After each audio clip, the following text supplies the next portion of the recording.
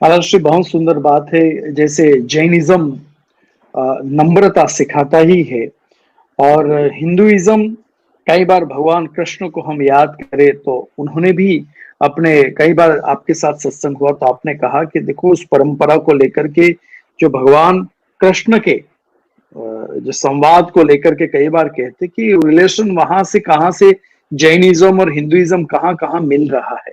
कई बार आपने मुझे इस बात को भी याद कराया। महाराज जी, अभी अभी थोड़े समय पहले आप अमित शाह जी से मिले थे, और ये कार्य कई बार मैं देखता हूं कि जब आपकी कार्य पद्धतियां जब मिलने की पद्धतियां होती है तो आज का जो समय है, आज का समय उसमें राजनीतिक क्षेत्र, आध्यात्मिक क्षेत्र दोनों अपने आप में एक दूसरे के सहयोग से कार्य कर रही है।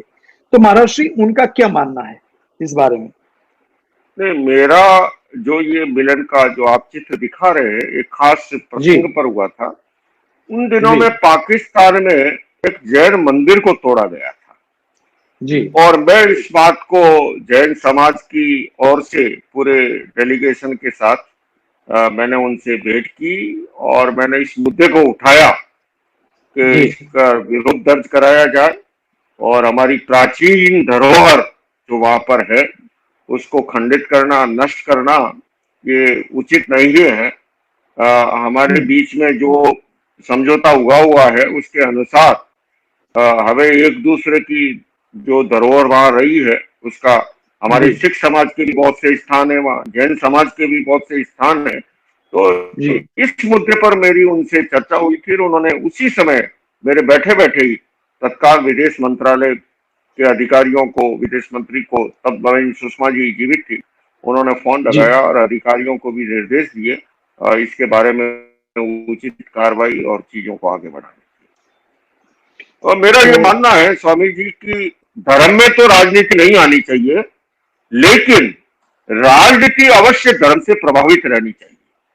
अगर राजनीति धर्म से प्रभावित नहीं रहेगी तो केवल हम्म। राज बचेगा, फिर नीति नाम की चीज नहीं होगी। प्राचीन समय में भी राजा जी। महाराजा धर्माचार्यों के पास जाते थे, मार्गदर्शन लेते थे। तो धर्मगुरुओं को जरूर दलगत राजनीति से ऊपर रहना चाहिए, ऐसा मेरा मानना है, लेकिन राजनीति धर्म से अवश्य अनुप्राणित और प्रभावित होनी चाहिए।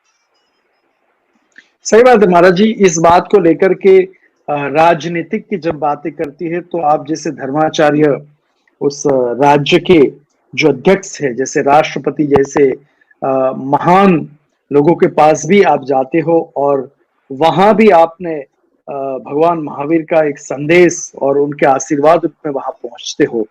तो ये बहुत जरूरी है कि जैसे राजनीतिक में एक धर्म को आकार देना, धर्म को रिस्पेक्ट देना, धर्म को सहयोग देना, और धर्म की बात सुन करके राजनीतिक को चलाना, ये बड़ी बात है। यहाँ इंग्लैंड में भी जब हम कुछ कार्य करते हैं, मेयर के सम्मेलन हो, एमपी के सम्मेलन हो, तो वहां भी आज इस बात को लेकर के आगे बढ़ रहे हैं। महाराज जी, राष्ट्रपति भवन में जब भगवान महावीर का चित्र आपने जब भेंट किया राष्ट्रपति जी को, तो उसके पीछे भी आपका एक संदेश है कि भाई जो है आपकी राजनीतिक उसमें भगवान का ब्लेसिंग्स आपके पास रहे। हाँ, ये इसके साथ भी एक प्रसंग जुड़ा हुआ है। मैं दरअसल जी। अमेरिका की यात्रा पर था, और जी। पीछे मेरे ऑफिस में राष्ट्रपति भवन से फोन पहुंचा कि राष्ट्रपति जी आचार्य लोकेश जी को याद कर रहे हैं। उन्हें बताया गया कि वो इस समय अमेरिका में है, और फिर मैंने अमेरिका से संपर्क करके उन्हें बताया कि मैं इस तारीख को भारत लौटूंगा, इस समय तो मैं यहाँ यात्रा पर हूँ।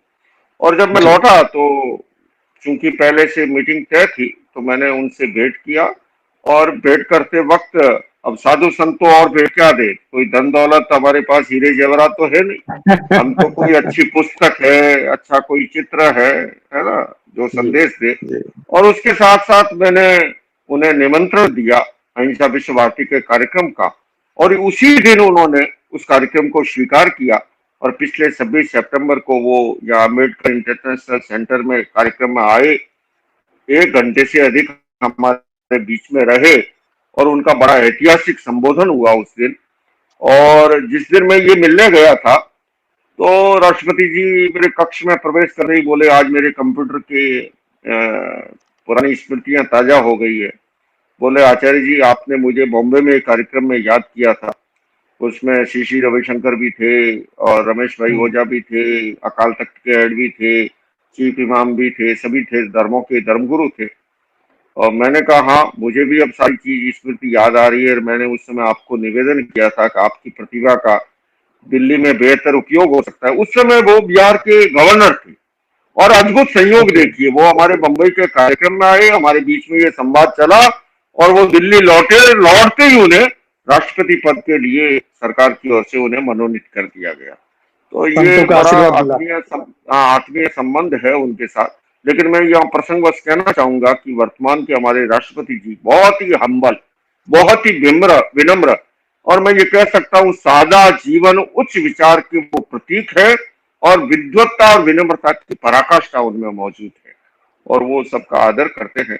और इस बार भी कार्यक्रम में आए तो उन्होंने महात्मा गांधी की 150वीं एनिवर्सरी पे रखा था अहिंसा विश्व भारती संस्था ने कार्यक्रम। हम्म, उसमें जो उन्होंने विचार रखे थे बहुत ही सारगर्भित उनके विचार